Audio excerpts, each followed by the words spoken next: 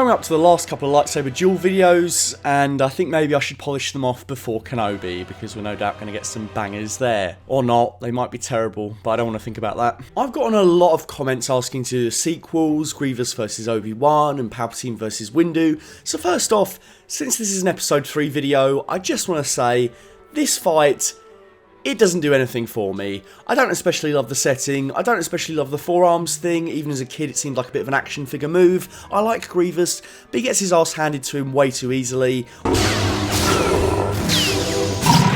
One lightsaber versus four wielded by a cyborg brain should be a real test of the Force for Kenobi, but it's not really. It's more of a chase and fist fight than a lightsaber duel. The fist fight is actually quite fun.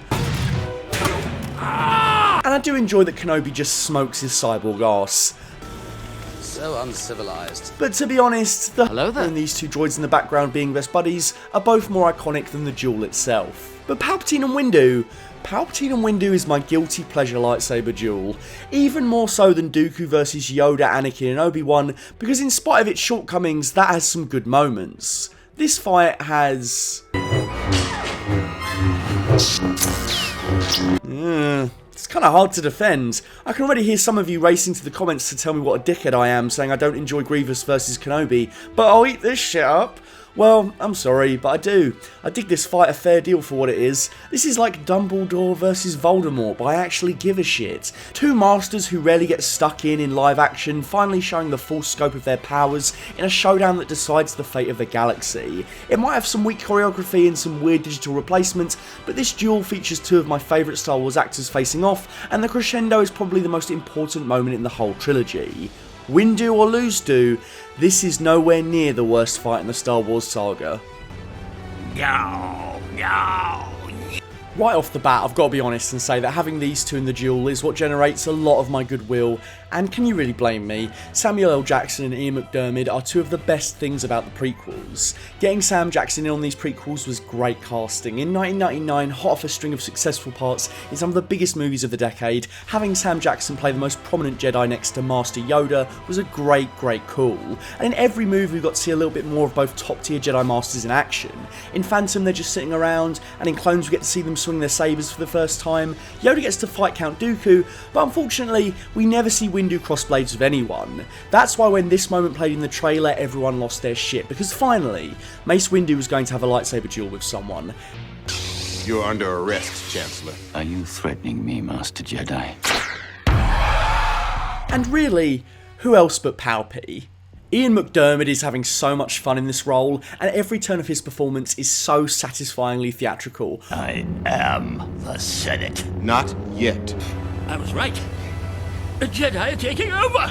I could go on about his performance, but I'd just be repeating myself, so check out that video instead. In short, I don't think there's a better villain that I love watching succeed. His enjoyment is infectious. It's a duel that doesn't really go very hard, but I still find so much of it memorable because of these performances. Palpy is living deliciously, he's loving every second, and Windu is just not fucking around. This guy is intimidating as hell. The purple saber denoting a closer affinity to the dark side than most Jedi. Nobody screws around with Windu. At the same time, it kind of proves he's not the guy to take on Palpatine. Even though he can beat him in a straight up fight, he's too close to the dark side, and that compulsion is what makes him come across like the bad guy. More on that in a bit. I think this fight is necessary because Palpatine has to face the two leaders of the Order in this final prequel film. You get the first defeat when things really start to go wrong, and then Yoda comes in for the rematch at the end only to fail even harder. Mace Windu bests him in combat, but his hubris leads to defeat. Yoda loses in combat, and it breaks his spirit. Anakin was probably the only one who really could have stopped the Emperor. It's treason, then. Also, obviously, plus 10 points to any movie that has a character spring their weapon out of their sleeve like Taxi Driver. Every movie should have a character Taxi Driver it. It was awesome in The Batman, and it was awesome here. Just as long as they don't go full Bickle. You never want to go full Bickle. But yeah, basically Palpy's weapon reveal is awesome, and yeah, the Force scream and spin is goofy, but I appreciate them trying to give Palpatine some menace and agility to show that he is a Sith Master. Supposedly the Force scream is what causes these guys to slack off, but I don't know, I think Palpy is just that much of a go. Look at this absolute pasting.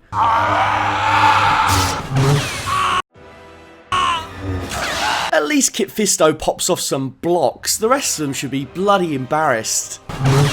Ian is a classical Shakespearean actor.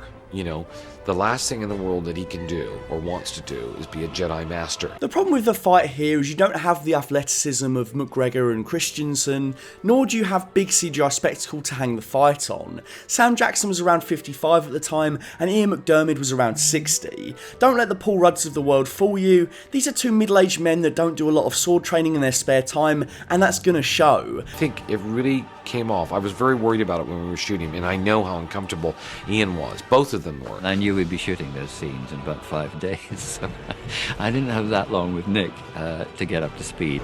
Hanging such a physical bout on them is difficult even with body doubles. The solution seemed to be filming most of this fight in close-ups and then cutting to something like this. Yeah, he doesn't really feel there, does he? There's an odd weightlessness to that flip, and it feels pretty unnecessary. But again, I appreciate trying to communicate that you might have seen Palpatine shuffle around like an old senator in the prequels, but he is no pushover. That has all been an act, and this is a taste of his true power.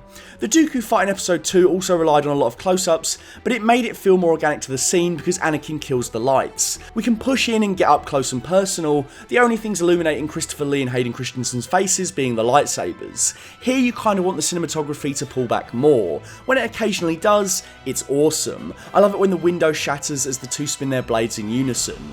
Brilliantly composed. In terms of production design, everything looks fantastic. It's great to see purple and red blades cross, and the luxurious high-class burgundy and browns of Palpatine's office are really pleasing. Plus Palpatine's costume in this scene is downright incredible. Look at those shoulders. Palpatine.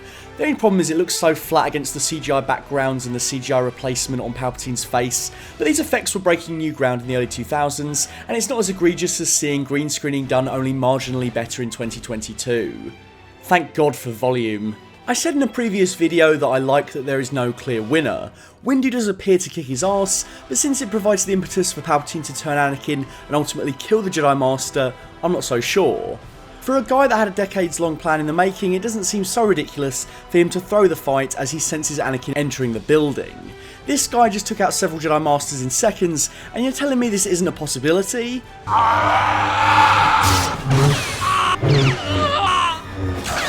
But I do remember a fair few comments before from fans saying that George has stated Windu wins, so sure, I guess it isn't Palpy's master plan, Windu really is just the better combatant, and I like the idea that the Jedi do come this close to winning and still manage to fuck it up, and it's always great to see a villain actually hit the ropes, squirm and crawl out of a sticky situation like a cockroach. We hate them for it, and love them for it. I still think there's something to be said for some ambiguity in the scene, no matter what Lucas thinks. It's interesting to have that version of events, and also the idea that Palpatine was puppeteering this whole thing to the last detail. Don't let him kill me! It is the end of the fight that saves the whole thing, in my opinion. It has some decent tension as Skywalker is forced to choose between the Jedi and the Sith, and Padme's life, and it comes right down to the wire. Don't kill me, please! It's not the Jedi way. He must live! Skywalker brings up some good points. This does seem like killing in cold blood. That's not supposed to be the Jedi way. This works fantastically to Palpatine's benefit. Windu kind of proves that the rules of the Jedi can be manipulated by those in charge, and at that point, being asked to let your wife die and just get on with it seems crazy. It seems crazy. A lot of the acting in the prequels is crummy and features stilted dialogue, but I think all three performances are appropriate and work really well here. Jackson and McDiarmid are going big and over the top, whilst Christensen does all the work of expression, which, of course, is far and away when the actor gets to do his best performances in the prequels. Plus this shot of Mace Windu is fucking great. Love the perspective of the lightsaber pointing at us, and he looks so damn intimidating once again. It's like an iconic Mace Windu shot in my opinion. You are under arrest, my lord. Please, no! Mace Windu, my guy, he gets it bad. This motherfucker goes out worse than pretty much any other Jedi in the Order 66 portion of the movie. Sure, they see their brothers in arms turn on them, but they go out pretty quickly. Mace Windu suffers, man. He watches Anakin betray him and cut off his hand, and then he gets electrocuted over and over again whilst this wrinkly old fuck just taunts him. You will know my name is the Lord! when I lay my vengeance upon thee. And then he gets thrown out the window. It's a long way down from the top. Revenge of the Sith is a great kids movie because the heroes just relentlessly lose, which doesn't happen so often in fare you could watch with your mum or dad back in the day, and certainly not this much. Windu gets it hard, but somehow Anakin gets it much harder. I will do whatever you ask. I love how exhausted Palpy is by the end of it. Ah, that was a close one. To be honest, none of them come out of this duel very well. Palpatine wins, sure, but even then he is left scarred by Mace's resistance. Everyone gets a metal ending. You're fulfilling your destiny, Anakin. Also, the setup here is deliberately meant to evoke Vader's choice to save Luke and become Anakin in return. It's interesting to reverse Palpatine's role and make him the quote-unquote victim, and it's referencing the original films without being a direct lift. When you say things rhyme in the Star Wars movies, this is as obvious as it should get. This is well done story-wise, and performance-wise it has its charms, which pulls you through a lot of the effects. In the same way that I enjoy the Vader-Obi-Wan fight in A New Hope, even though it is pretty rudimentary by today's standards. The drama and the conflict are what really matter, and this fight delivers in spades. Duel of the Fates decides the trajectory of this trilogy. The Mace-Sheev duel decides the trajectory of the next trilogy.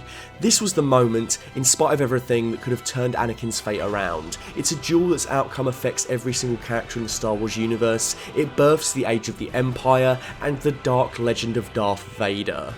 This is probably the most important duel in the entire Star Wars saga. What do you think of this duel? I want to know. And who is the true winner, Palpatine or Windu? Is it possible he threw the fight? If you like this video, please leave a like and maybe share it to all your internet underworld contacts. That would help me a lot. Maybe your mum likes Star Wars. Send it to her. The music here was once again very kindly provided by Samuel Kim, who I'm sure needs no introduction at this point. You can catch his channel in the description below.